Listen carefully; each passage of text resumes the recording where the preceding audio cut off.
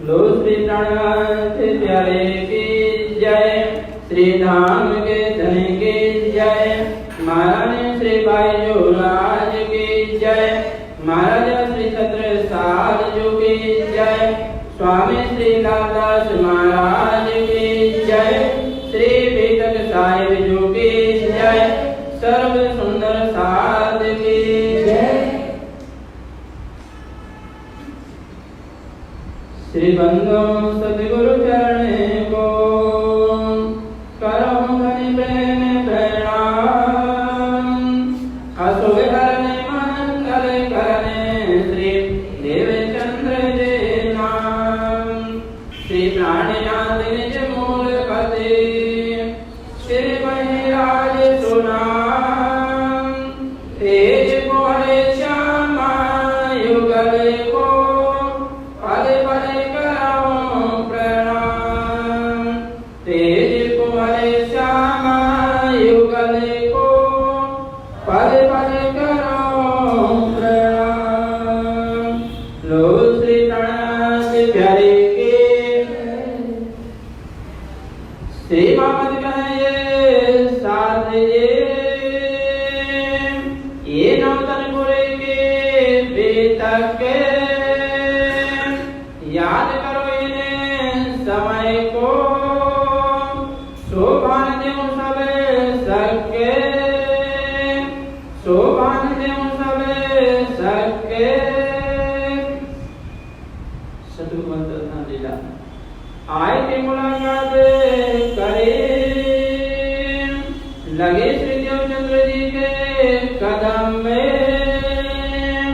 तब पूछा ये कौन है, कहिया श्री महाराज की यादम में, नाम सुनते महाराज को, बड़ो जो पायो सुख,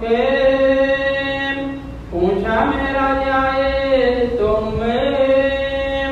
बात करने लगे मुख,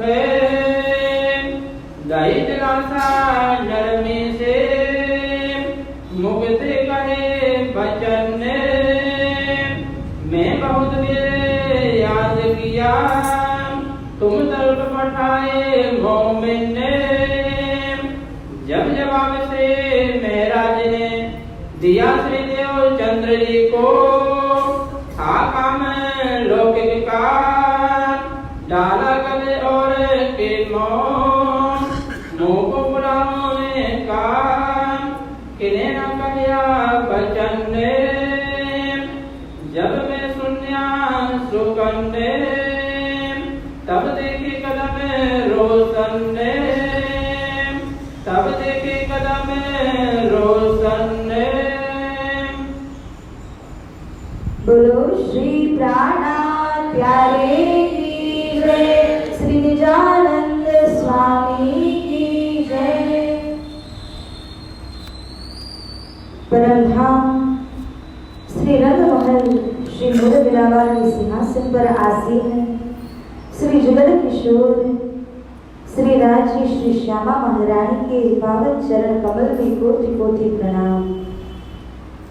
परमधाम के मार्गदर्शक तातम ज्ञान प्रदाता मेरे सतगुरु स्वरूप जीवन आधार 108 श्री दीनदयाल गुरु जी, इनके पावन चरणों में कोटि कोटि प्रेम प्रणाम। एवं यहाँ उपस्थित आप सभी सुंदर सा ट्रस्टीगण पुजारी जी, आप सभी को प्रेम भरा प्रणाम। सुंदर साथ जी, हम लोग जो बीतक कथा में प्रसंग सुन रहे हैं, इसके अंतर्गत हमने देखा किस प्रकार से श्री महाराज कसौटी में उतरते हैं और कसौटी में उतरने के बाद उनकी सुरता भी श्री परमधाम के परात्मा का साक्षात्कार करने में सफल हो जाती है, जिसके पश्चात उनके दिल में ये इच्छा हुई कि अब मुझे उसी परात्मा में जागृत भी होना है। मगर संसार के बीच में 14 लोक ब्रह्मांड के अंदर तारतम ज्ञान को प्रचारित करने का जो जिम्मेदारी काम है, वह भी उन्हीं के सिर पर दिया गया था।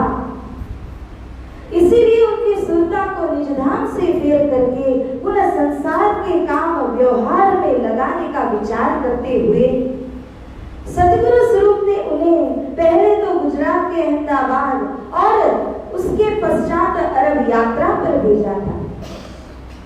5 वर्ष वहां रहे, खेता भाई का धन संग्रह तो किया, लेकिन जब यहाँ लाने लगे थे तो उस धन के अंकुर के मुताबिक उसकी 3 ही गतियां हो गई।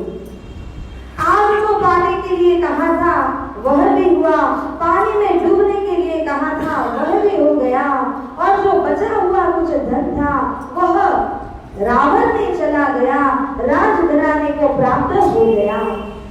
इस तरह से जिनके लिखी अंकुर, जिस तरह का उसका अंकुर था, उसी मुताबिक उस धन का भी गति हो गया।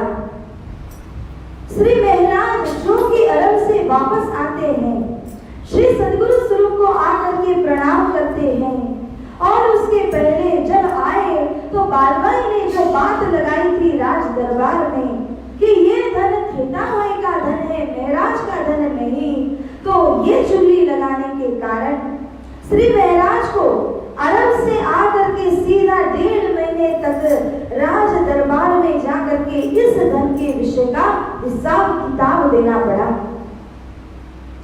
और उसके बाद जब वे आते हैं यहाँ प्रणाम करने सदगुरु स्वरूप के पास में, तब बालबाई की ही प्रतिज्ञा के कारण श्री सदगुरु स्वरूप उनसे मुख फेर लेते हैं। माया के साथ जो सर्वप्रथम उनका युद्ध हुआ वो यही था कि अपने धनी श्री सदगुरु स्वरूप, जिन्हें श्री महाराज के ऊपर पूरा विश्वास है कि श्री महाराज कोई भी गलत कार्य कर नहीं सकते, किसी को मारना अथवा चोरी करना, ये सारी बातें तो दूर है, वो तो उनके सपने में भी नहीं आएंगी। लेकिन यहाँ माया का प्रताप दिखा रहे हैं धामधनी, इसीलिए बताते हैं कि इस माया को आप हल्का मत समझिए, तुच्छ मत जानिए, ये माया का प्रभाव बहुत ही ज्यादा है। अच्छे अच्छे जो महापुरुष होते हैं उनके बीच में भी यह माया आकर के विक्षेप डाल देती है, और ऐसी ही एक घटना यहाँ देखने को मिली कि श्री सदगुरु स्वरूप जानते हुए भी श्री महाराज से जब मुख फेरते हैं, उनको बुलाया नहीं, प्रणाम तक को जब जवाब नहीं कर सके, तब श्री महाराज ने भी मन ही मन प्रतिज्ञा कर ली, मैंने अरब जाकर के सदगुरु स्वरूप की आज्ञा का पालन करने के लिए 1 नहीं 2 बार अपने जान की बाजी लगा दी। पहली बार तो जब वे सारे गुंडे रात को आए थे उन्हें मारने के लिए, कैसे जान बचा करके भागना पड़ा था, और दूसरी बार जब सुल्तान बादशाह का उन्होंने छेड़ा पकड़ करके झटकार दिया था, 2 बार इस प्रकार से जान की बाजी लगाई कि सदगुरु स्वरूप की आज्ञा का पालन होना ही चाहिए। लेकिन इतनी मेहनत करने के पश्चात अगर सदगुरु ही मुझसे बात करना नहीं चाहते हैं तो मैं इसमें क्या करूं। लेकिन जब तक श्री सदगुरु स्वरूप मुझको माया के 9 गुण पराजित करके 9 बार नहीं बुलाते हैं, तब तक मैं यहाँ पर दोबारा नहीं आऊंगा। इस तरह का एक प्रण ले लिया और यहाँ से श्री महाराज चले गए मेरी धाम। यहाँ नवदनपुरी में रहे बरस 2, गए ना श्री देवचंद्र जी पास, हरख मिलने को बड़ो होया। 2 वर्ष जब से अरब से लौटे हैं तब से लेकर के 2 साल तक श्री महाराज नवदनपुरी में ही हैं। अर्थात श्री सदगुरु स्वरूप जो खिचड़ा मंदिर में है और श्री महाराज जो मेरी अपने घर पर हैं, ये दोनों स्थान देखा जाए ना तो लगभग 10 से 15 मिनट की चलने की दूरी पर आते हैं। लेकिन माया ने कैसा हस्तक्षेप कर दिया, देखिए कि इसी माया के कारण गए ना श्री देवचंद्र जी पास, श्री महाराज देवचंद्र जी के पास में जा नहीं सके, और धनी देवचंद्र जी भी बालबाई के प्रतिज्ञा के कारण इन्हें बुला नहीं सके।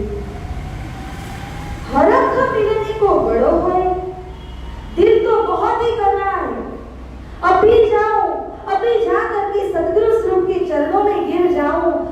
गले लग जाऊं और उनके साथ में बहुत सी बातें करूं, लेकिन यह जो दिमाग है वो बुद्धि बोलती है कि नहीं, जब तक सदगुरु नहीं बुलाएंगे तब तक नहीं जाना। इस प्रकार की जिद को पकड़ करके बैठ गए और कहते हैं कि मैं था जिद्दल कौम में। श्री महाराज उनकी भी दृढ़ प्रतिज्ञा है और सदगुरु स्वरूप जो कि बालवाई की प्रतिज्ञा के कारण बंधन में आ चुके हैं। तो इस प्रकार से 2 साल व्यतीत हो गए।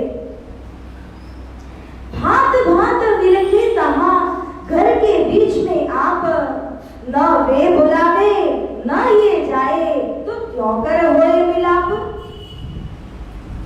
इस तरह मेली में श्री महाराज भांति भांति से तड़पने लगे, बिलखने लगे, क्योंकि न तो सदगुरु उन्हें बुला रहे हैं और न ही श्री महाराज उनको मिलने के लिए जा रहे हैं। सुंदर साथ जी, ये दिल का वियोग है, दिल में आई हुई जुदाई है, दिल में आई हुई तकरार है। सोचिए जरा, जब अरब गए थे ना 5 साल वहां रहे, लेकिन ये 5 सालों के दरमियान श्री सदगुरु स्वरूप के साथ में पत्र का व्यवहार भी था और सबसे मुख्य बात, आज्ञा लेकर के गए थे, आज्ञा का पालन कर रहे थे, तो दिल नाराज नहीं था, दिल से वियोग नहीं था। जुदाई कहाँ थी? शरीर की जुदाई थी, क्योंकि सदगुरु भारत में है, श्री महाराज अरब देश को गए थे, तो जुदाई शरीर से थी, दिल से नहीं थी। किंतु जब वापस आ गए और आने के बाद एक ही पुरी में बैठे हैं, नौबतपुरी में, सदगुरु स्वरूप और श्री महाराज मात्र 10 से 15 मिनट की दूरी पर बैठे हैं। उसी नौबतपुरी में रहते हुए जब सदगुरु से मिलाप नहीं कर सके तो शरीर की जुदाई थी, दिल की जुदाई इसी को कहा है। लेकिन विचार कीजिए तो जो दिल की जुदाई है ना, वो बहुत भारी है, बहुत मुश्किल है उसको सहन करना, क्योंकि अगर दिल में दुख हो जाए, मन से दुखी हो जाए एक दूसरे के साथ, तो साथ में रह करके भी साथ नहीं। और जो यदि दिल मिला हुआ है तो शरीर से भले मीलों दूर क्यों न हो, लेकिन दिल तो एक ही है। तो इसीलिए यहाँ पर कहा कि न तो सदगुरु स्वरूप बुला रहे हैं, न श्री महाराज मुझसे जा रहे हैं, तरह तरह से दोनों ही बिलख रहे हैं। श्री महाराज भी भांति भांति से राजी को पुकारते हैं, मैंने तो मेरे सदगुरु की आज्ञा का पालन किया, फिर ऐसा क्यों हुआ? क्यों उन्हें मुख फेरना पड़ा? क्या उन्हें मुझ पर विश्वास नहीं है? सदगुरु स्वरूप दूसरी ओर उनके दृष्टिकोण से देखने जाएं तो सदगुरु को पूरा विश्वास है कि महाराज कुछ गलत नहीं कर सकते। वे केवल एक प्रतिज्ञा के बंधन में आकर के उन्होंने मुख फेरा था। सदगुरु स्वरूप बल्कि यह सोचते, यह विश्वास है कि जिस तरह का प्रतिज्ञा बालबाई ने किया है मुझे रोकने के लिए, महाराज इस प्रकार की प्रतिज्ञा कभी नहीं कर सकते। इतना गाढ़ विश्वास उनको महाराज के ऊपर था। तो परिस्थिति का सामना महापुरुषों को भी इसी प्रकार से करना पड़ता है। माया आकर के उनके बीच में भी किस तरह का हस्तक्षेप डाल देती है। देखो जोर ए माया को, दिखावे धनी धाम, हल्की या को जिन गिनो, या के रंग में बहो ना इस ठाम। बोलो श्री सदगुरु महाराज की, श्री प्राणनाथ प्यारे की। वित्तकार स्वामी श्री लादास जी महाराज कहते हैं, हे मेरे प्यारे सुंदर साथ जी, हम अपने जीवन में बिलखते रहते हैं, रोते रहते हैं, मेरे पास यह नहीं है, मेरे पास वह नहीं है, मेरे ऊपर ये आपत्ति आ गई। लेकिन देखिए यहाँ बीतक के माध्यम से स्वयं साक्षात सदगुरु स्वरूप विराजे हैं, स्वयं साक्षात श्री महाराज बैठे हैं, और ये दोनों स्वरूपों के बीच में माया कैसे आन पड़ी। देखो दोनों बिलखते हैं, तड़प रहे हैं। इसीलिए वे कहते हैं इस माया के प्रभाव को कम मत समझना, और इस माया को कम समझ करके इसके प्रवाह में बहना।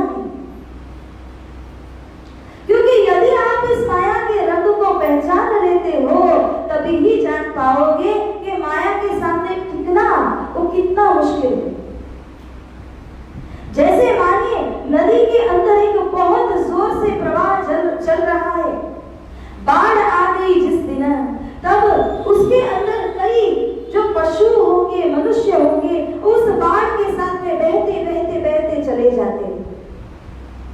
जो बह रहे हैं उन्हें उस पानी के वेग का पता ही नहीं। क्यों नहीं पता? क्योंकि वह तो ऑलरेडी उसके साथ में बह करके जा रहे हैं। पानी के वेग में कितनी ताकत है ये किसको पता होगा? जो उस बाढ़ के पानी के सामने टिक करके दिखा दे, उसे जब टिकना होगा ना, तब उसे पता चलेगा कि इस पानी में कितनी तेजी है। तो इसी प्रकार जो माया में बह गए, उन्हें इस माया की ताकत के विषय में क्या पता, लेकिन जो इस माया का सामना करते हैं, कटिबद्ध हो जाते हैं, उन्हें ही पता है कि माया किस वेग से आ जाती है और किस तरह उनको पछाड़ देती है। तो इस तरह जब महाराज 2 वर्ष तक मेड़ी में रहे, राज राज करते रहे, पुकारते रहे, और उसी समय घर में जो बड़ी भाभी थी, श्यामल दास की जो पत्नी थी, उन्होंने अच्छी तरह से ताना मार दिया श्री महाराज के ऊपर। ज्येष्ठ भ्रात की छाया जौन, बोली कहा एक दिन तौन। खड़ग काढ़ी थी जिनके काजा, तिनको बोले सकल समाजा। हे महाराज, याद कीजिए, जिनके लिए आपने खड़ग तलवार को निकाला था, जिनको मारने के लिए, आज आप उन्हीं के नाम का दाना खा रहे हो। घर में बैठे बैठे आपकी स्त्री है, आपके पुत्र है, और ये सारा परिवार का लालन पालन कौन कर रहा है? जिसके लिए आपने एक दिन तलवार निकाल करके उन्हें रोक दिया था, वे जो बोल रहे थे उनकी बात को नहीं सुना था। इस प्रकार का जब ताना कस दिया, तब श्री महाराज को यहाँ का अनाज खाना भी मुश्किल हो गया। तो यहाँ से अब श्री महाराज सोचते हैं कि मुझे कोई कार्य करना होगा। मंत्री पद के लिए कल्ला जी के राज्य में पहुंचते हैं। निवेदन चढ़ाने से उनको मंत्री पद वहां का प्राप्त हो जाता है।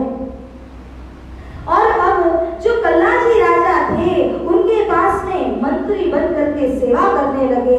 2 साल यहाँ पर उन्होंने व्यतीत किए। तो इस प्रकार से कई प्रकार से विलखते हुए श्री महाराज यहाँ पर बहुत ही परिस्थितियों का सामना करने लगे।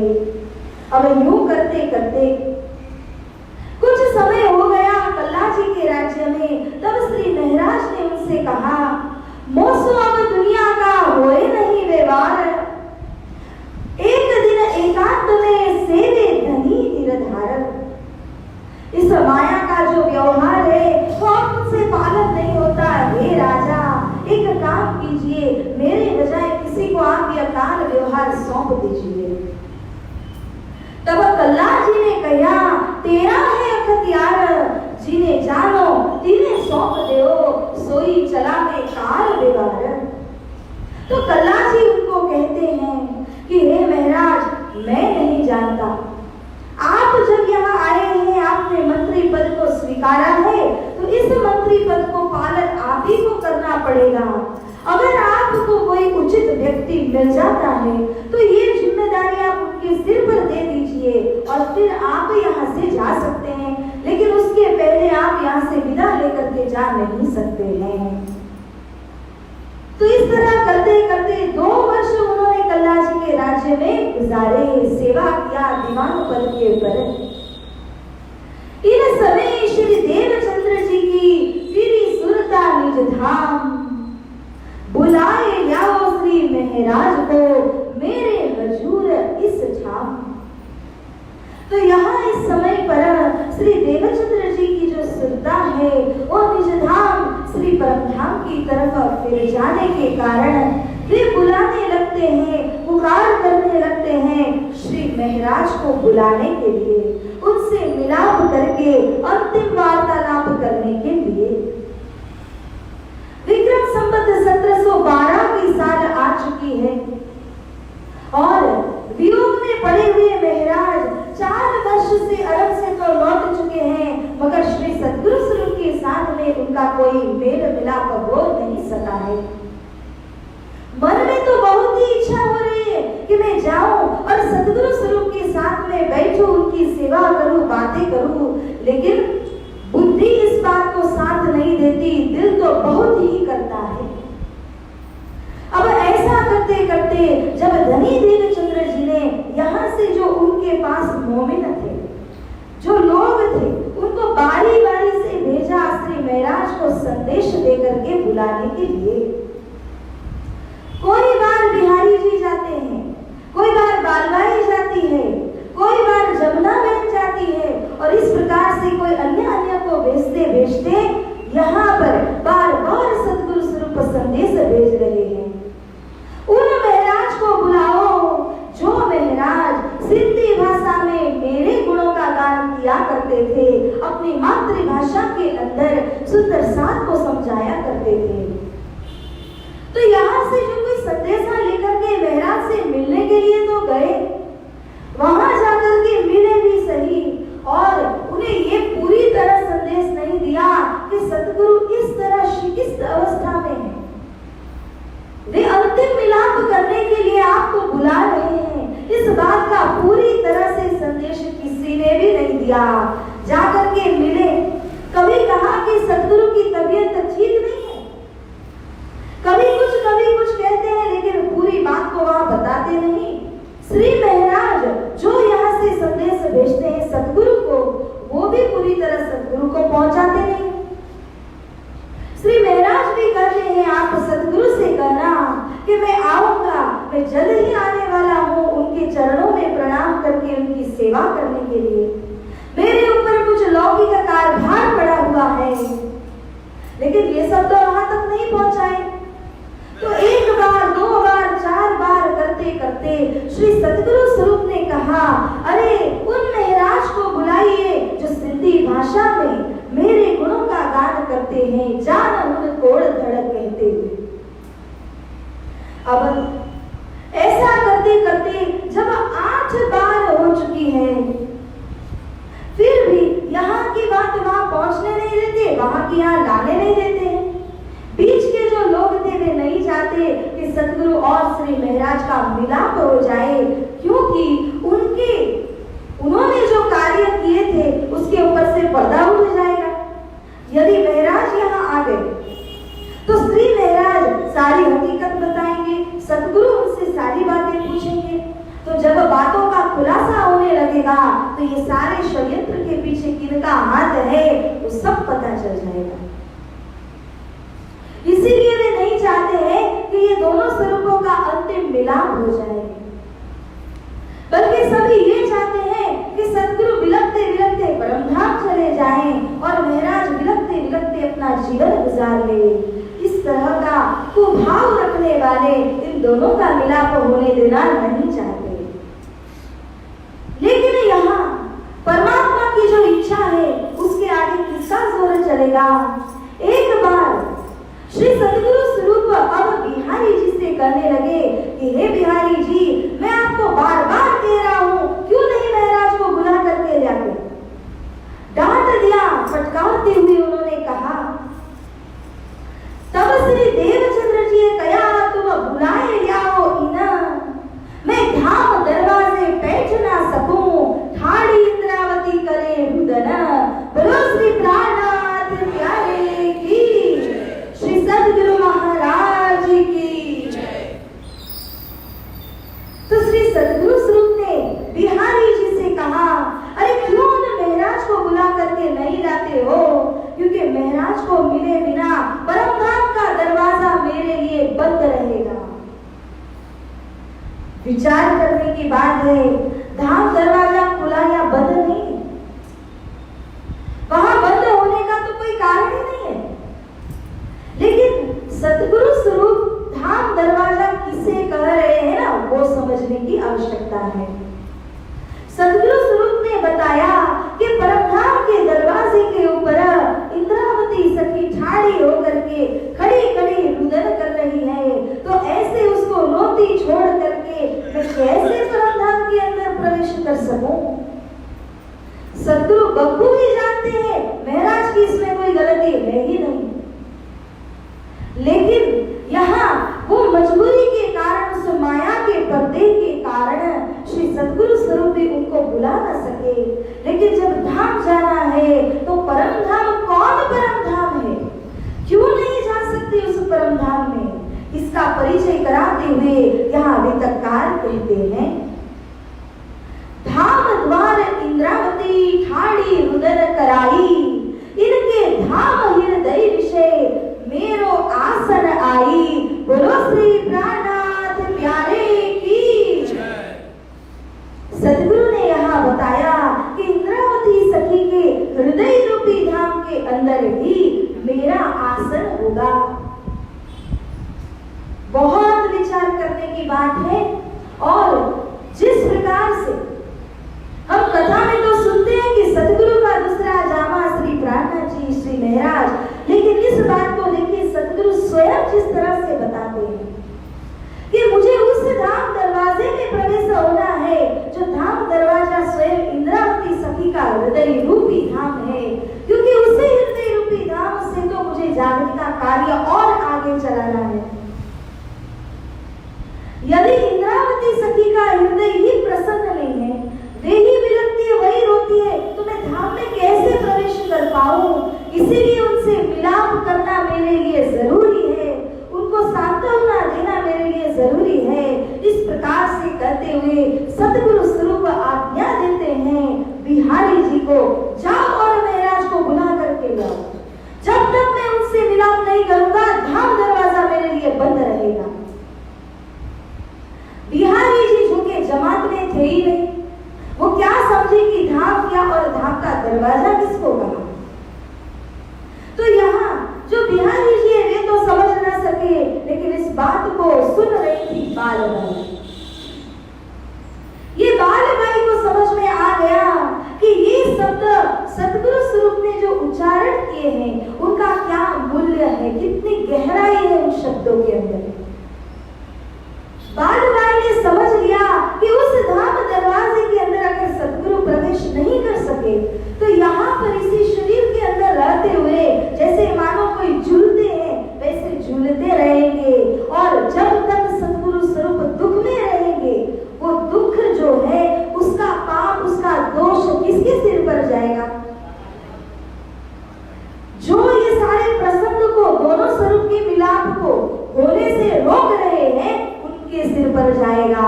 और ये समझ बिहारी जी में तो थी नहीं, लेकिन बालबाई समझ गई। बालबाई ने समझ लिया कि नहीं, सदगुरु को रोकने का मतलब अपने सिर पर दोष लेना है। इसीलिए बालबाई ने बिहारी जी से कहा, आप रुक जाइए, मैं स्वयं जाती हूँ। बालबाई यहाँ से दौड़ चली। यह शुगन सुन के चौंक गई, बालबाई पहुंची धाये। श्री महाराज तुम्हें क्या हुआ, एते बुलावन आए? जब सदगुरु स्वरूप के इन वचनों को सुना बालबाई चौंक गई। तब वह स्वयं दौड़ करके जाती है और वहां पर जो कला जी के राज्य में दरोज में जाकर के श्री महाराज से कहा, हे महाराज तुम्हें क्या हुआ? ये 8 बार 8 अलग-अलग व्यक्ति आकर के आपको सभी समझा चुके हैं, बता चुके हैं कि आपको आना है, सदगुरु बुला रहे हैं, फिर भी आप नहीं आते। एते बुलावन आए, क्यों, क्या बात हो गई? सदगुरु बार बार बार बार आप को याद करते हुए कहते हैं, महाराज को बुलाइए, श्री इंद्रावती को बुलाइए, मैं उनसे मिलाप करना चाहता हूँ। श्री देवचंद्र जी तुमको याद करे फेर फेर, मैं धाम जाए न सको रहा इन खातर। बोलो श्री प्राणनाथ प्यारे की। तो यहाँ बालबाई उनको कहती है, हे महाराज बार बार बार बार सदगुरु तुम्हें याद करते हैं, ये भी कह चुके हैं कि मैं धाम नहीं जा सकता हूँ, शिकिस्त अवस्था में हूँ, फिर भी तन छोड़ नहीं सकता हूँ। जब श्री महाराज ने इस बात को सुना, बेहद उनको एक धक्का सा लगा। वे सोच में पड़ गए, अरे आज दिन तक इतने लोग आए, बिहारी जी स्वयं भी आए, उन्होंने यही कहा कि सदगुरु स्वरूप थोड़े बीमार चल रहे, अमर कस्तूरी ला करके मंगा के दीजिए, वहां नहीं मिलती यहाँ से ढूंढ करके निकाल के दीजिए। जो भी कोई संदेश देने को आए थे उन्होंने केवल साधारण रूप से प्रणाम कहा था, हालत इतनी नाजुक है और सतगुरु आपको बार बार याद कर रहे हैं। श्री महाराज उनसे कहते हैं, मुझे इस बात का किसी ने कोई संदेश ही नहीं दिया कि सतगुरु इतने नाजुक अवस्था में है। यदि मुझे पता होता तो ये सारा काम धाम सब छोड़ छाड़ करके मैं आ जाता और उनसे आकर के मिलाप कर लेता। तो यहाँ 8 महीने इसके पहले हिसाब दिया श्री महाराज ने और इस प्रकार 2 वर्ष 8 महीने यहाँ पर रहे। अब यहाँ जब बालबाई ने आकर के संदेश दिया उनको, तो कुछ भी नहीं देखा, राजा को सब कुछ ऐसे के ऐसे थमा दिया। मेरे सतगुरु ने मुझे याद किया है, उनकी हालत बड़ी नाजुक है। आप किसी भी प्रकार से अपने राज्य का व्यवहार संभालिए, आप ही जानिए, मैं तो यहाँ से जा रहा हूँ। विदा लेकर के श्री महाराज अब यहाँ से निकल पड़े और बालबाई के साथ ही साथ वे यहाँ नौतनपुरी धाम को आते हैं। ये 9वीं बार उनको बुलाया गया था। उनका क्या प्रतिज्ञा था? संसार और माया के 9 गुणों के अधीन होकर सद्गुरु देवचंद्र जी ने मुझसे मुख फिराया है। जब तक 9 गुणों को परास्त करके 9 दफे मुझको नहीं बुलाते हैं, वहां तक मैं नहीं जाऊंगा। और ये 9वीं बार स्वयं बालबाई इस प्रकार का संदेशा लेकर के यहाँ पर आ पहुंची।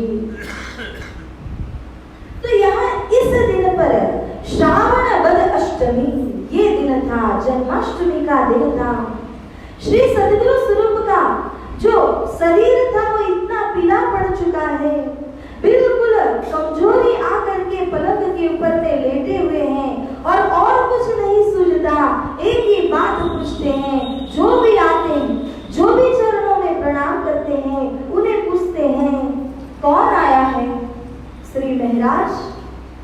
फिर कोई आते हैं, कौन आया है? श्री इंद्रावती। जितने लोग आए बस उनके मुंह पर एक ही नाम है, क्योंकि धाम दरवाजा उन्हीं के दिल में है, वही प्रवेश होना है। तो इस प्रकार से करते करते श्री सद्गुरु स्वरूप जो कि पलंग के ऊपर में लेटे हुए थे, वहां जब श्री महाराज आ पहुंचे, चरणों में प्रणाम करते हैं, तो इसी के साथ धनी देवचंद्र जी ने प्रश्न किया, अरे कौन आया है श्री महाराज? हाँ, मैं श्री महाराज। और जैसे ही उन्होंने अपना नाम लेकर के परिचय दिया, बारियो निज आनंद सुख छलक्यो बाहिर आन, पूछी श्री महाराज जू आए आप सुजान। बोलो श्री प्राणनाथ प्यारे की, श्री सद्गुरु महाराज की। तो इस प्रकार जब श्री महाराज आकर के मिलते हैं, धनी देवचंद्र जी ने पूछा और जैसे ही पता चला कि महाराज हैं, तब जो अंदर निजानंद था वो छलक करके आंखों के माध्यम से अश्रु के रूप में बाहर आया और बहने लगा। सुंदर साज जी, ये कोई छोटा मोटा वियोग नहीं था।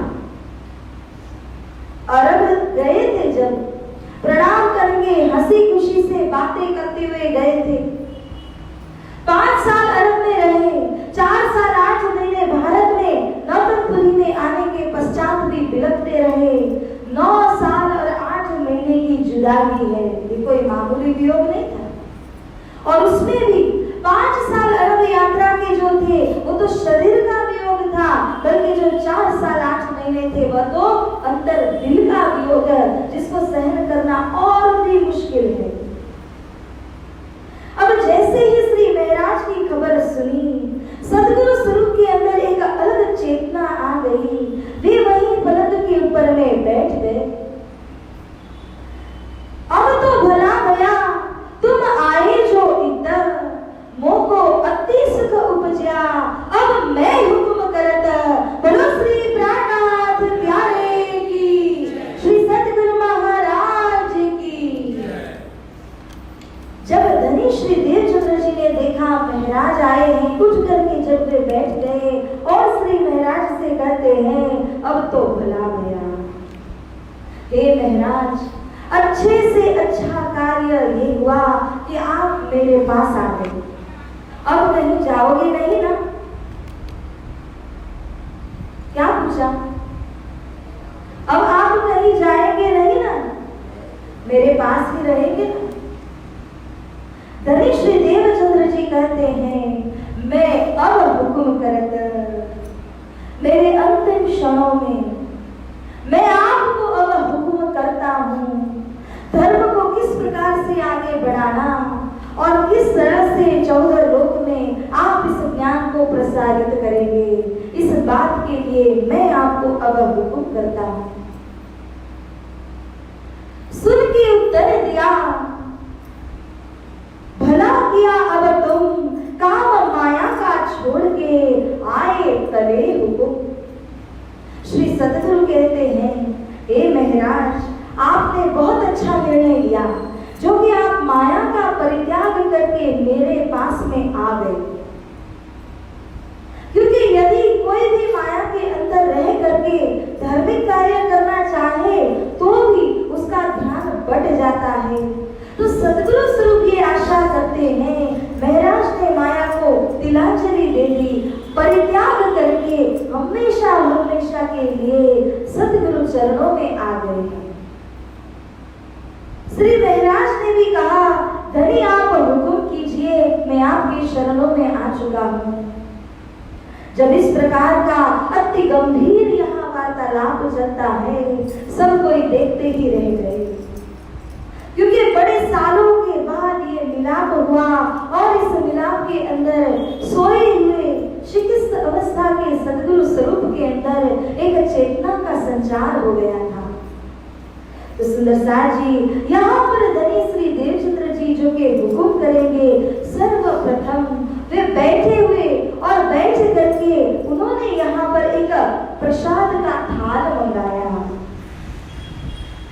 फिर थाल प्रसाद सो भराय के कही अपनी जो भीतर। प्रसाद मंगाते हैं धनी श्री देवचंद्र जी, थाल भर करके सुंदर साथ ने ला करके दिया। कई दिनों से वे कुछ आरोग नहीं सके, लेकिन अपने अंतिम क्षणों में जब महाराज आकर के मिल गए, तब लगा कि मुझे प्रसाद लेकर के जो मेरी जिम्मेदारी है वह महाराज को देनी चाहिए। इसीलिए उन्होंने पहले तो सर्वप्रथम थाल में से आरोग लिया और जो बाकी का अधूरा थाल था वो अधूरा थाल श्री महाराज को देते हैं। इसीलिए कहा, गुरुरुचिष्ट भोजनम, गुरु ने जो लिया ग्रहण किया, और यदि गुरु प्रसाद देते हैं वो तो सर्वोत्तम है, वो गुरु का जूठन है। और गुरु भी अपना जूठन इस परिस्थिति, इस प्रसंग के अंदर देखे ना तो किसको देते हैं? जिनको वे अपनी जिम्मेदारी सौंपना चाहते हैं उनको थाल भोग आरोग करके आधा हिस्सा जो है वह अर्पण करते हैं। तो इस प्रकार श्री महाराज अपने समझबूझ के द्वारा सतगुरु स्वरूप से वह आधा प्रसादी रूप थाल को ले लेते हैं, लेकिन स्वयं अकेले आरोगते नहीं है। किया बिहारी जी का आदर, बिहारी जी को भी उन्होंने यहाँ पर बुलाया, लेकिन बिहारी जी के मन में क्या बैठा है? वही काला कलमश बिहारी जी के मन में होने के कारण उन्हें यहाँ महाराज के साथ एक थाली में आरोगना है ही नहीं। वो दूर दूर भागते हैं, पीछे हट जाते हैं, महाराज उन्हें आग्रह करते हैं, लेकिन जब बिहारी जी नहीं आए, देवचंद्र जी ने देखा क्या बातें चल रही हैं आप लोगों के बीच में। श्री महाराज तब सतगुरु से कहते हैं, हे धनी, आप इनको कहिए ना कि मेरे साथ में प्रसादी आरोगे। सतगुरु स्वरूप ने कहा, हे बिहारी जी बैठिए, आरोग्य महाराज के साथ। अब ऐसे समय में आज्ञा को टाल तो नहीं सकते, बैठना पड़ा, लेकिन दिल का कलमश है, ये क्षत्रिय है, मैं ब्राह्मण,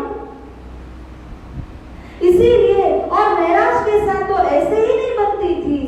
तो इसीलिए श्री बिहारी जी ने यहाँ पर थाल के आरोगने के लिए, प्रसाद लेने के लिए जब वे बैठते हैं तो बैठे तो सही, लेकिन इंडिया और पाकिस्तान का लकीर खींच दिया, ये तुम्हारा है ये मेरा है। थोड़ा कुछ प्रसाद ग्रहण तो किया, मगर इस भाव से उन्होंने ग्रहण किया था। अब यूं करते, जो बिहारी जी को और श्री इंद्रावती सखी को यहाँ पर अलग अलग जिम्मेदारी को सौंपा गया। माया के कार्य व्यवहार की जितनी जिम्मेदारी थी वो बिहारी जी के ऊपर सौंपी गई, क्योंकि वे नस्ली पुत्र हैं। खून के शारीरिक संबंधी को नस्ली पुत्र कहते हैं, और श्री महाराज जो है वो नजरी पुत्र हैं। तो ये जो नजरी पुत्र है वो शरीर से उनका कोई संबंध नहीं, आत्मा का रूहानी संबंध है। और इस रूहानी संबंध के कारण सद्गुरु स्वरूप ने तारतम ज्ञान के प्रचार की जिम्मेदारी श्री महाराज को सौंप दी। तो इसीलिए कहा ना कि एक बादशाही दिन की सो तो गरीबी से होए, और शांत सबूरी बिना कब न पावे कोई। दीन यानी धर्म, और धर्म की जो पातशाही होती है, धर्म को चलाने के लिए, आगे वृद्धि करने के लिए जो पातशाही दी जाती है, वो पातशाही किसी घमंडी को मिलती नहीं, किसी बड़े को नहीं मिलती है। धर्म की जो पातशाही है वो छोटे में छोटा जो है ना, सबसे छोटा, उससे दी जाती है। लघुता से प्रभुता मिले, प्रभुता से प्रभु दूर। जितना लघु होकर के कोई रहते हैं, सबके चरण रज होने का भाव जिसके अंदर होता है, उसे ही प्रभुता की प्राप्ति होती है, उसे ही धनी के चरणारविंद प्राप्त होते हैं। और जो संसार के बीच में बड़े होकर के चलते हैं, नामी होकर के चलते हैं, छाती फुला करके घमंड से चलते हैं, जिनका सिर अपने धनी के चरणों में नहीं झुका हुआ है, उनसे तो प्रभु ही दूर रहते हैं। क्यों? उनके अंदर प्रभुता है, प्रभुता से प्रभु दूर कहा है। तो इस प्रकार यहाँ श्री महाराज के अंदर जो लघुता की, विनम्रता की भावना थी, शांतपन, सबूरीपना जो था, सहूर था, विचार विवेक था, ये सारी गुणों को देखते हुए उनको क्या बना दिया? धोरिड़ा। कहा था ना पहले, धोरिड़ा मांग की तारी दूसरी, तूता नाके नथानो रे, तूता बंद बंधानो रे, गुण आपने रे। सतगुरु स्वरूप ने उनके यही सारे गुणों को देखकर महाराज के नाक में नथनी, यानी कि यदि बैल के रूप में उसको समझा जाए तो जैसे बैल के नाक को नाथा जाता है और लगाम लगा दी जाती है, वैसे ही श्री महाराज रूपी धोरिड़ा के नाक में वह लगाम डाल करके अपने हाथों में सतगुरु ने रखा, उनको आदेश दिया गया। तो वो जो सारी बातें थी शाकुंतल सकुमार को जगाने के विषय की, जो पहले से समझाते हुए आए थे, वो सारी बातों को यहाँ दोहरा दिया। धर्म को कैसे आगे ले जाना, किनको धर्म प्रदान करना, किस प्रकार धर्म संचालन करना, ये जो धर्म के पातशाही की बातें थी, वो सतगुरु स्वरूप ने पुनः श्री महाराज को अच्छी प्रकार से समझा दी। लेकिन समय बहुत कम था।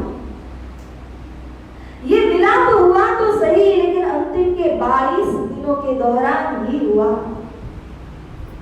तो यहाँ जो धनी श्री सतगुरु स्वरूप है, एक दिन उनके और श्री महाराज के बीच में दिल खोल करके बातें हुई, क्योंकि बहुत से दिनों तक तो कई लोग नहीं चाहते थे कि ये लोग आपस में मिले और बातें करें, एकांत देना नहीं चाहते थे। लेकिन धनी की इच्छा के आगे किसकी चलती है? श्री सतगुरु स्वरूप और महाराज को जब एकांत मिलता है तो इतने 9 साल के वियोग के दरमियान जो जो बातें बीती थी महाराज के ऊपर, जैसा जैसा धनी देवचंद्र जी के दिल पर बीता था, उस सारी बातों को यहाँ पर खुलस्त कर दिया और गुरु शिष्य आपस में इन बातों को समझते हैं। महाराज ने अपनी सारी बातें बता दी, ऐसा हुआ, ये हुआ, इस तरह की परीक्षा हुई, 2 बार मैंने जान की बाजी लगा करके आपकी आज्ञा का पालन किया, हे मेरे धनी। लेकिन आपने मुख मोड़ दिया तब मुझे बहुत ही दुख लगा, मैंने भी इस प्रकार का प्रण कर लिया। सतगुरु स्वरूप सब कुछ सुनने के बाद में एक ही बात कहते हैं, यही है माया। परम धाम ने क्या मांगा था? हमने धनी से मांगा था, धनी माया दिखाइए, 100 बेर देखो आजमाएंगे, मोमिन बोले ना कब कहा था, देख ली माया। यही है माया, यही माया इस तरह से आकर के पर्दा रूप बन जाती है। सब कुछ सुना लेकिन जवाब यह दिया, यही है माया। हे महाराज, पुनः सतगुरु ये भी कहते हैं, श्री महाराज मेरा आप पर पूर्ण विश्वास है, मैं जानता हूं आपने कुछ भी गलत नहीं किया था, लेकिन माया की परिस्थिति में घिरे हुए होने के कारण मैं आपको बुला नहीं सका, मैं आपसे बात नहीं कर सका। लेकिन मुझे ये विश्वास था कि जिस तरह की तुच्छ प्रतिज्ञा बालबाई ने ली है कि यदि सतगुरु महाराज से बात नहीं करेंगे तो मैं कुएं में जा करके कूद जाऊंगी, स्त्री हत्या की पगड़ी उनके सिर पर बांध करके जाऊंगी, ऐसी तुच्छ प्रतिज्ञा आप कभी ले ही नहीं सकते। इसी विश्वास के आधार पर मैंने आपसे मुख मोड़ा था, जानते हुए कि महाराज मुझे समझते हैं। जब सतगुरु के अंदर ये विश्वास देखा अपने प्रति, और जब स्वयं के अंदर क्या सोचा था, सतगुरु 9 बार ना बुलाए मैं नहीं जाऊंगा, कैसे प्रतिज्ञा करी। जब दोनों बातों का यहाँ मिलान हुआ तो महाराज को भी बहुत ही धक्का लगा। मैंने मेरे धनी के विश्वास को तो देखा नहीं, बल्कि क्या देखा, मुझसे मुख क्यों मोड़ा, ये सोचा, दिमाग के आधार पर सोचा। और दिमाग क्या कहता है कि धनी देवचंद्र जी अगर मुख मोड़ते भी हैं तो दोनों पक्ष को सुनना तो चाहिए एक बारी, लेकिन उनमें जो विश्वास था मेरे प्रति, जिसके आधार पर मुख मोड़ा था, वो विश्वास तो मैंने देखा ही नहीं। तो इस प्रकार श्री महाराज भी बहुत गहराई से उनके दिल में चोट लग जाती है। इस प्रकार से ये सुंदर साथ जी, हमने जो देखा है वो माया के द्वारा जो प्रथम युद्ध होता है माया और श्री महाराज के बीच में, इस युद्ध को हम लोगों ने देखा है। और ये ऐसे ऐसे युद्ध और भी होंगे, तो वितक प्रसंग के अंतर्गत हम सुनते जाएंगे। वितककार यहाँ एक बहुत सुंदर चौपाई के माध्यम से कहते हैं, चली है या के सामे धार, सो या को बलत है संहार, प्रथम युद्ध माया सो किन्नो, धाम धनी बिन कौन प्रवीणो, बोलो श्री प्राणनाथ प्यारे की, श्री सद्गुरु महाराज की।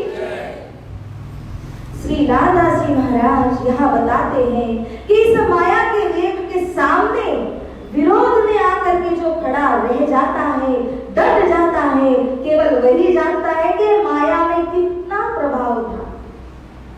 तो ये हुई प्रथम युद्ध की बात, जब श्री सतगुरु और श्री महाराज के बीच में माया पड़ गई और इस माया ने इस तरह से हस्तक्षेप डाल दिया। तो ये माया को साधारण मामूली न समझते हुए इस सुंदर साथ जी, धाम धनी ने भी हमारे सामने एक दृष्टांत प्रस्तुत किया है। जब माया सतगुरु और प्रणा जी जैसे महापुरुष सतपुरुषों को परम धाम से आए हुए राजी और श्यामा जी के बीच में भी इस तरह का हस्तक्षेप डाल सकते हैं, तो बाकी अन्य जीव उसके आगे किस मूल्य में खड़े हैं? यही है माया, और इसी माया को देखने समझने के लिए ही हम यहाँ आए हैं। लेकिन माया से बच सकते हैं तो कौन बच सकते हैं? जो धनी के चरण कमल को दृढ़ता से पकड़ ले वही बच सकते हैं, अन्य कोई बच नहीं सकते हैं। तो सुंदर साथ जी, यहाँ पर इस तरह से 22 दिन तक का मिलाप हुआ। सारा भविष्य श्री महाराज को पुनः समझाते हुए श्री सद्गुरु स्वरूप ने कहा, अब तो आप कहीं जाओगे नहीं। श्री महाराज ने कहा, मैं कहीं नहीं जाऊंगा, आपकी आज्ञा का मैं पालन करूंगा। इस प्रकार से अब 22 दिन के मिलाप के पश्चात धनी श्री देवचंद्र देवचंद्र जी अपने पंच तत्वों के तन को यहाँ परित्याग करने को जा रहे हैं। अवस्था देखें तो धनी देवचंद्र जी की जो शारीरिक अवस्था अब घटती जा रही है। परसों से कल से आज तक बहुत तबीयत उतर चुकी थी, महाराज भी देख रहे हैं। लेकिन धनी देवचंद्र जी ने श्री महाराज से कहा कि हे महाराज, आप कितने दिनों से यहाँ आए हैं दरोल से, लेकिन आप कभी घर पे गए नहीं, घर वालों से आपने मुलाकात भी नहीं की। एक काम करिए, आज मुझे मेरी तबीयत अच्छी लग रही है, तो आप जाइए अपने मेड़ी धाम में, घर में जाइए, घर वालों से थोड़ा मिल करके वापस लौट करके आना, कल सुबह चले आना, आज विश्राम कीजिए। श्री महाराज सोचते हैं कि नहीं, धनी देवचंद्र जी कहते हैं मेरी तबीयत सुधर रही है, बल्कि मेरी नजर के सामने है कि उनकी तबीयत उतरती जा रही है, मैं कैसे उन्हें छोड़ के जाऊं। लेकिन दूसरी ओर ये लगा कि धनी की आज्ञा का कभी विरोध नहीं किया, तो आज अंतिम घड़ी में विरोध क्यों करूं। गुरु आज्ञा करियसी, जो सदगुरु ने कहा उसका पालन करते हुए श्री महाराज आज के दिन मेड़ी चले गए। और दूसरी ओर बिहारी जी जो कि यहाँ पर देवचंद्र जी की सेवा कर रहे थे, उन्हें थोड़ी थोड़ी खबर होने लगी जब धनी श्री देवचंद्र जी अपने तन को परित्याग करते हैं। मध्य रात पीछे की दो परिया, श्री सदगुरु स्वरूप ने मध्य रात्रि 12 बजे के पश्चात अपने शरीर को परित्याग कर दिया, विसर्जित कर दिया। इस समय श्री महाराज जो कि मेड़ी में थे, वे तो वहां घर पर गए, कुछ विश्राम किया होगा, सुबह जल्दी उठना है और आना है, लेकिन यहाँ धनी देवचंद्र जी ने तन को परित्याग कर दिया। जानबूझ करके श्री महाराज को मेड़ी भेजा गया था। क्यों भेजा होगा?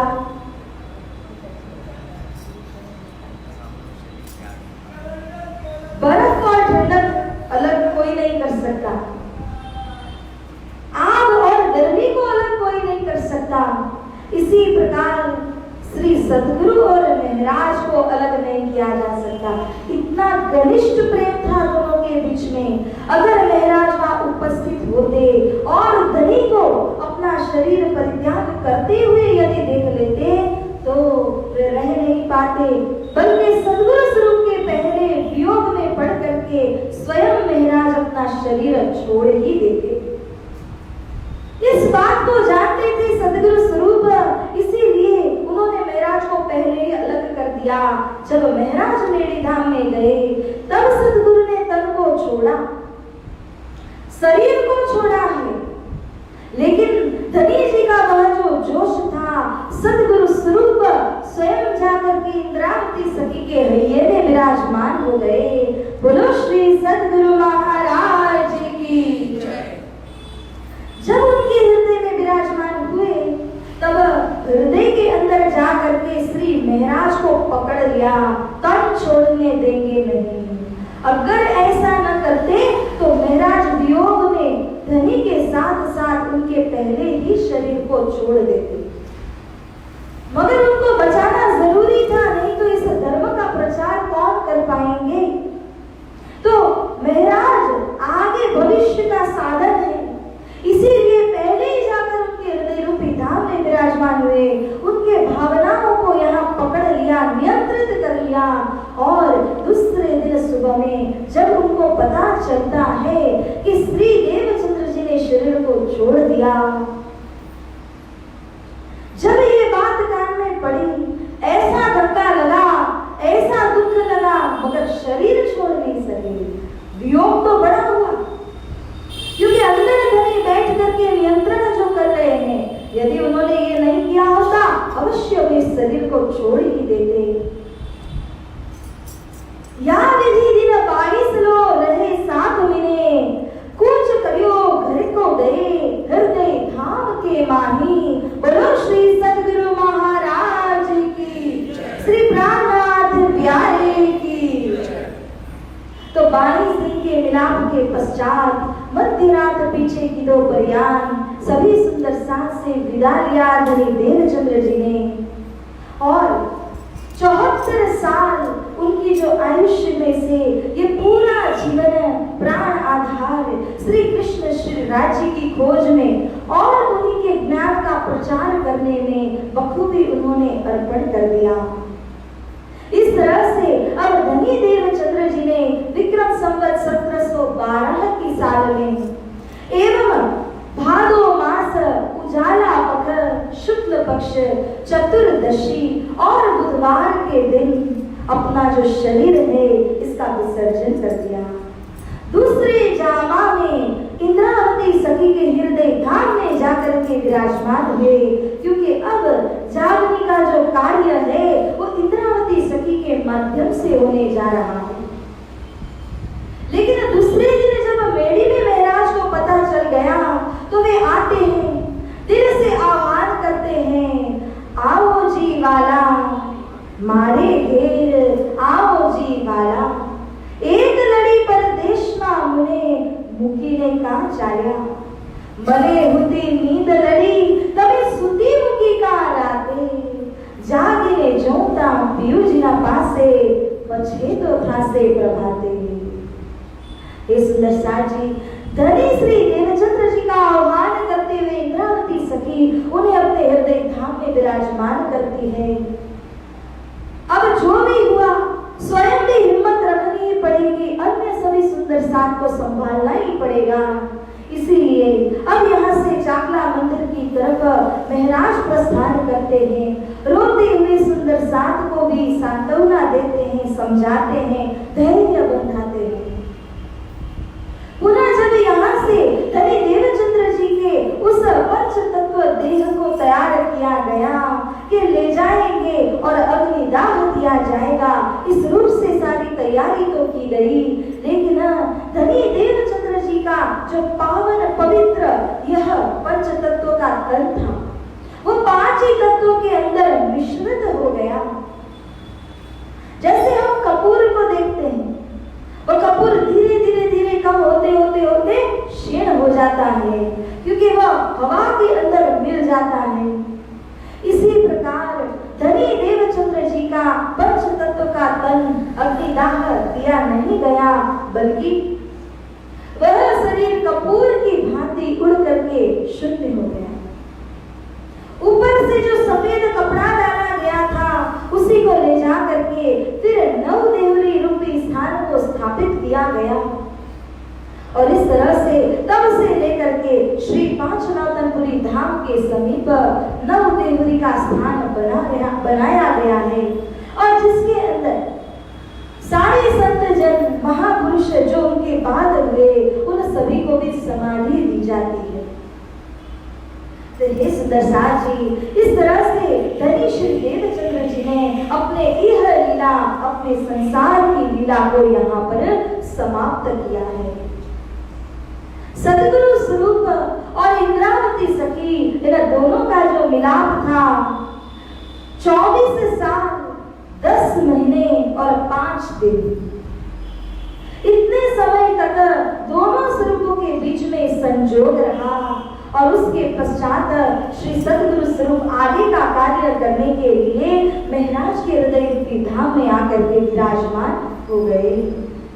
तो सुंदर साथ जी, ऐसे हमारे धनी श्री देवचंद्र जी जो परमधाम के श्री श्यामा जी भी हैं, वो अपनी सारी संपदा दैवत को लिए अब कहाँ विराजे हैं? श्री प्राणनाथ श्री महाराज के अंदर हृदय धाम में विराजमान हुए हैं। अब सुंदर साथ जी, इसके आगे श्री सद्गुरु स्वरूप का स्मरण करते हुए एक सुंदर भजन का गान होगा।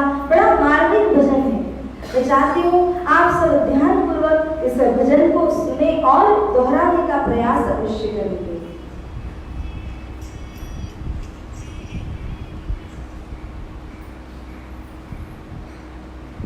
बोलिए श्री सद्गुरु महाराज की, श्री प्राणनाथ प्यारे की। मेरा जीवन तेरे हवाले,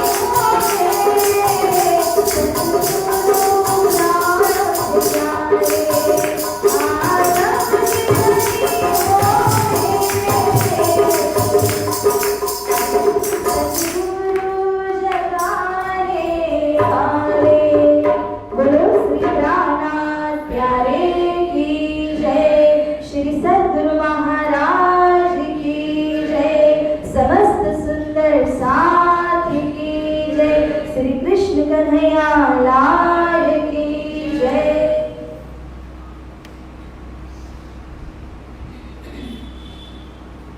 प्यारे सुंदर सार जी, अब यहाँ से पहले जामा की लीला जो है वो पूरी हो जाती है और अब जो दूसरे जामा की लीला धनी श्री सद्गुरु स्वरूप प्रारंभ करते हैं।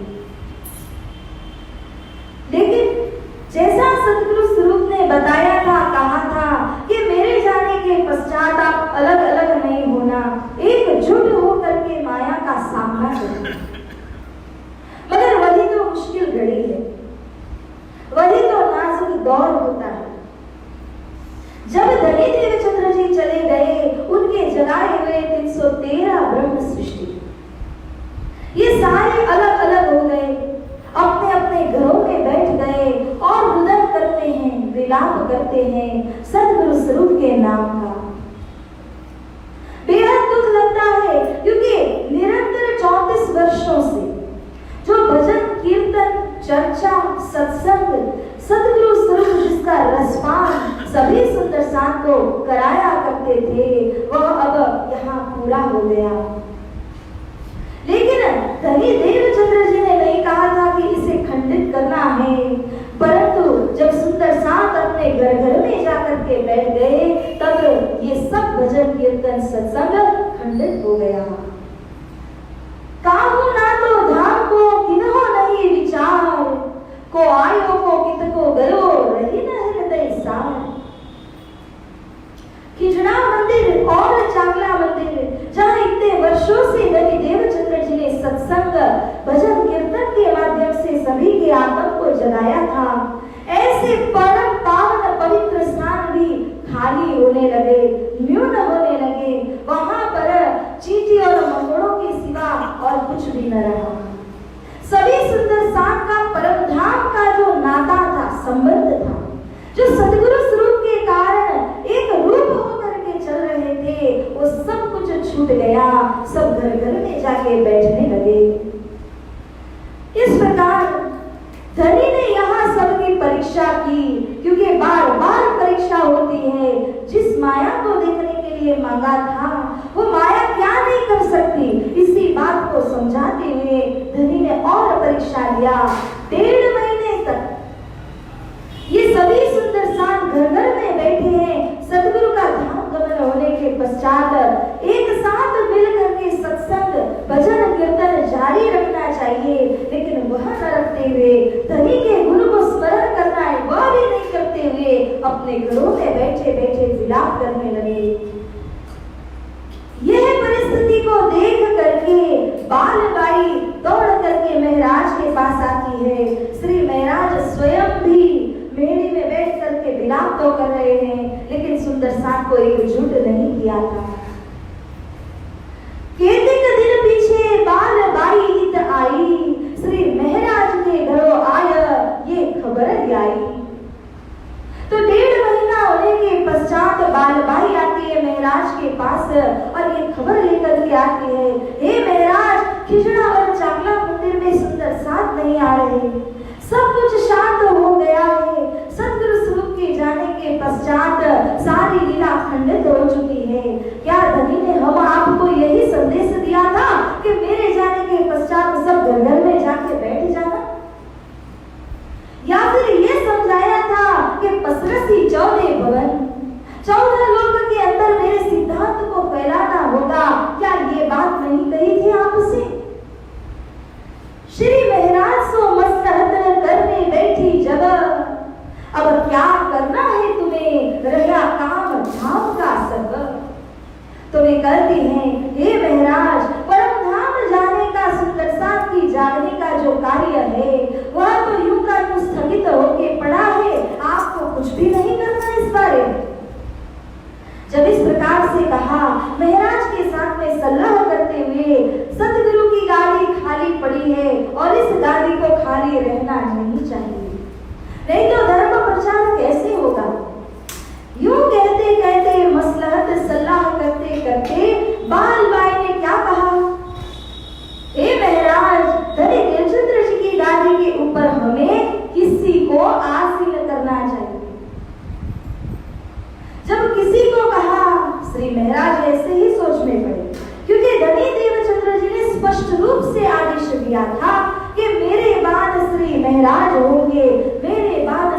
इंद्रावती धर्म के कार्य की जिम्मेदारी लेंगे।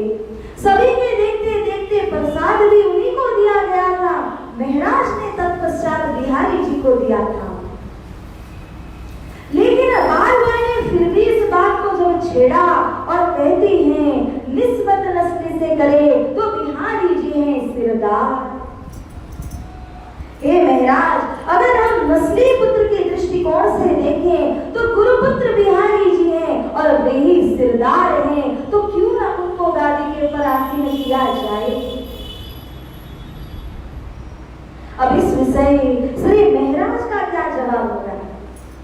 महाराज तो जानते हैं सारी जिम्मेदारी मुझे सौंप के गए, फिर भी ये बात कहां से आई। लेकिन श्री महाराज ने बिल्कुल भी अपने मुख के ऊपर इस बात की एक छींट भी पता नहीं चलने दी, एक लकीर भी उनके चेहरे पे दिखाई नहीं देती। अंदर ही अंदर उन्होंने विचार कर लिया और श्री महाराज कहते हैं यही बात है सिरे, यही बात श्रेष्ठ रहेगी हे बालबाई कि बिहारी जी को गादी के ऊपर में आसीन किया जाए। सुंदर साज जी, विचार करने की बात है, ऐसा श्री महाराज ने क्यों कहा। सतगुरु स्वरूप ने उनको जिम्मेदारी कौन सी दी थी। धर्म को फैलाने की, जागरणी करने की, और उसमें विशेष शाकुंतल और सकुमार ये दोनों सखियों को जगाने की जिम्मेदारी उन्हें दी गई थी। यदि शाकुंतल और सकुमार इसी नौतनपुरी धाम में होते तो क्या देवचंद्र जी उनको जगा नहीं लेते, अवश्य जागृत करते। लेकिन क्योंकि वो देश विदेश में कहीं पसरी हुई थी और उनको ढूंढ के निकालने की आज्ञा दी गई थी, महाराज ने समझ लिया हो न हो बालबाई के मुख से धनी का आदेश आ रहा है। हे महाराज, तुम्हें यहाँ नौतनपुरी मात्र की गादी को नहीं लेना है, बल्कि सुंदर साथ के हृदय में जो गादी बनी हुई है वही असली और बातुनी गादी है। सभी की आत्मा को जागृत करने का उत्तरदायित्व सतगुरु ने मुझे दिया है, इसीलिए यहाँ पर बिहारी जी को यदि बिठाया जाए तो नौतनपुरी धाम का संचालन होता रहेगा और उसी के साथ साथ मुझे यह मिल जाएगा, समय अनुकूलता मिल जाएगी कि मैं देश विदेश में भ्रमण करते हुए शाकुंतल और सकुमार को निकाल ढूंढूं और उनके आत्मा को मैं जागृत करूं। श्री महाराज ने इसी बात को नक्की ठहरा लिया और उन्होंने बालबाई से कहा हम अवश्य बिहारी जी को गादी के ऊपर में आसीन करेंगे। लेकिन बालबाई कहती है ये नहीं हो सकता महाराज। सारे सुंदर साथ के बीच सतगुरु ने कहा है कि मेरे बाद महाराज होंगे, मेरे बाद उन्हीं को धर्म की बागडोर दी जाएगी। तो जब इस प्रकार सतगुरु ने ही कहा है तो कैसे सुंदर साथ बिहारी जी को स्वीकार करेंगे।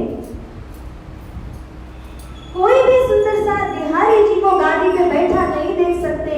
श्री महाराज इसका जवाब देते हैं हे बालबाई, आप चिंता न करिए, पहले श्री बिहारी जी को मैं बैठाऊं इतर, कदमों लाग सेजदा करूं, तब साथ भी आगे इतर।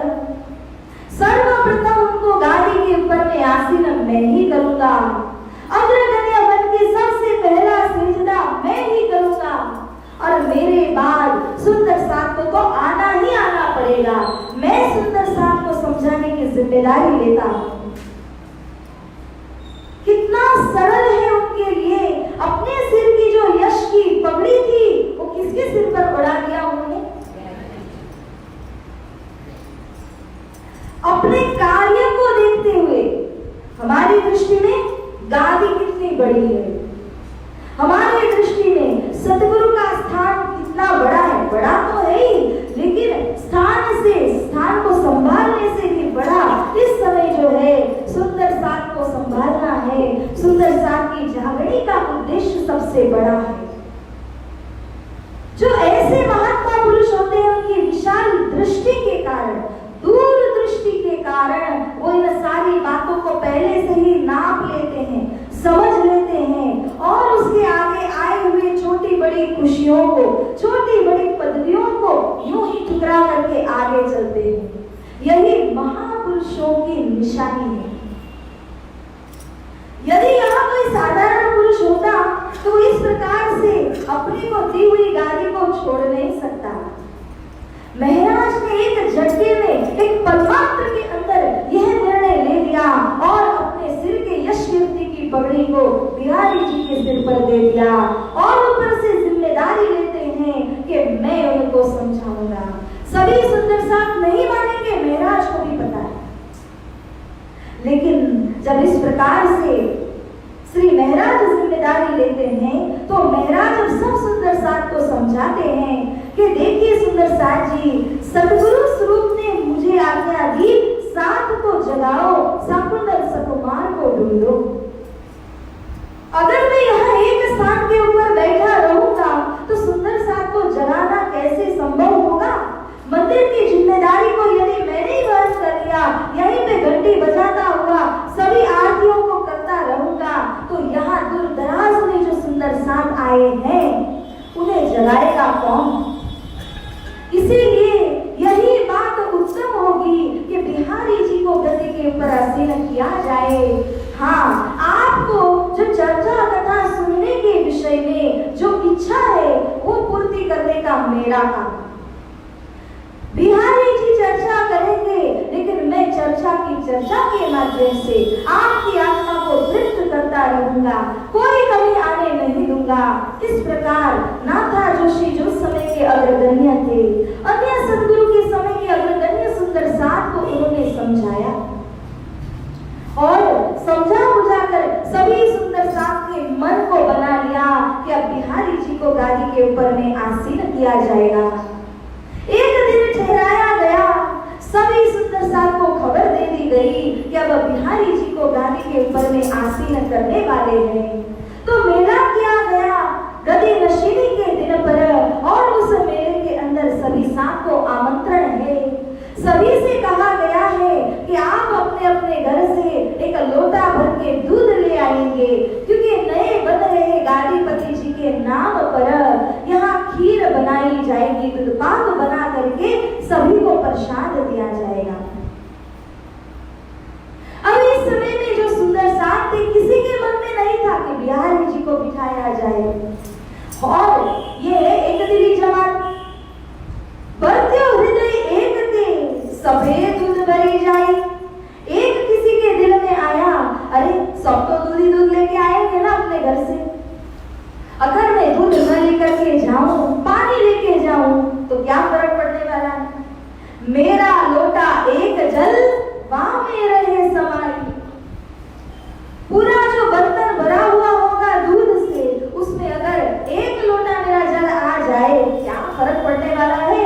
ऐसा जब एक के हृदय में आता है तो उसी के साथ एक दिली जमात होने पर सबके हृदय में आया और वो बर्तन ढक दिया गया है, उसमें कुछ पड़ जाए इसलिए ढका हुआ बर्तन है, ऊपर से बस डाल देना है, अंदर क्या है कोई नहीं जानते। एक के ऊपर एक आते हैं और सभी के दिल में वही था, पानी का भरा हुआ ग्लास ले आए, पात्र ले आए और उसमें डालते गए डालते गए डालते गए, भर गया। जब रसोईया आता है दूध पाक बनाने के लिए, अब देखा अरे बाप रे, ये तो पूरा पानी से भरा हुआ बर्तन है, अब क्या किया जाए? तो नए गादीपति जो हो रहे हैं उनको बिछाने के विषय सुंदर साथ की इच्छा तनिक मात्र भी नहीं थी। ये उसी बात का संकेत है। अब कोई पर्याय नहीं रहा तो दूध पाक बनाने की जगह में पानी पाक से ही काम चलाना पड़ा। बोलो श्री सतगुरु महाराज की जय, श्री प्राणनाथ प्यारे की जय। तो यहाँ बिहारी जी को गादी पर आसीन किया श्री महाराज ने। सबसे पहले आगेवान बन करके सेजदा किया श्री महाराज ने। जब चर्चा करने लगे तो सर्वप्रथम आगे आकर के बैठ गए श्री महाराज। अब जहाँ महाराज बैठे हैं तो सभी सुंदर साथ को आना ही पड़ेगा, सेजदा करना ही पड़ेगा और चर्चा सुनने को भी बैठना ही पड़ेगा। तो सभी सुंदर साथ श्री महाराज को फॉलो करते हुए, अनुकरण करते हुए यहाँ पर आए, बैठे और मानो ना मानो बिहारी जी को गादीपति के रूप में सभी को स्वीकार करना ही पड़ा। करके श्री महाराज ने किया था।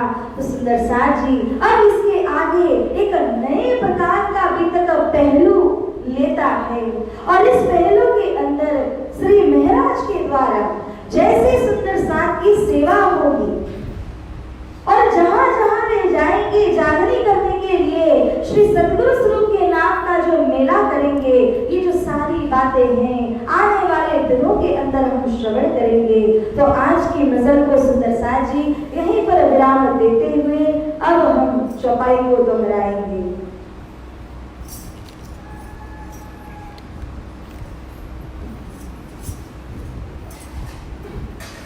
बोलो श्री प्राणनाथ प्यारे की जय। श्री मामत का